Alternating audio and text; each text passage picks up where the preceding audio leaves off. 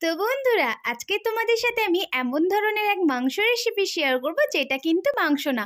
আমরা কিন্তু ছোটবেলায় এটা অনেকেই খেয়েছি। তোমরা কি দেখে চিনতে পেরেছো আমি কিন্তু কি বলছি? আমি কিন্তু নাম বলবো না, তোমরাই গেস করে বলো তো এটা কি মাংস বলে। তো যাই হোক, আমরা কিন্তু ছোটবেলাকে এটা অনেক মাংস বলেছি এবং রান্নাবাটি হিসেবে অনেক খেয়েছি বন্ধুদের সাথে। এটা যখন আমরা, কেননা এগুলো কিনতে তো টাকা পয়সা লাগে না।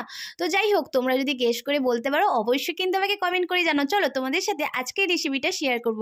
প্রথমে কিন্তু এই ছোট ছোট মাংসগুলো আমি ভেজে নিয়েছিলাম নুন হলুদ দিয়ে তেলে, তারপরে আলুগুলো ভেজে নিয়েছিলাম, তারপরে ওই কড়াতে একটু সর্ষের তেল দিয়ে গোটা গরম মশলা, তেজপাতা, পেঁয়াজ কুচি, আদা রসুনের বাটা, তারপরে দিয়ে দিয়েছিলাম নুন হলুদ লঙ্কা গুঁড়ো ধনে গুঁড়ো জিরে গুঁড়ো দিয়ে কিন্তু আমি একটু মশলা দিয়ে আমি কষিয়ে নিয়েছিলাম।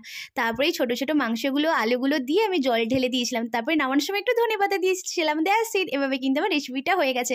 জানো বন্ধুরা, আমার কিন্তু এই রেসিপিটা খেতে ভীষণ ভালো লাগে। তোমাদের কেমন লাগলো অবশ্যই কমেন্ট করে জানাও। যদি ভালো লাগে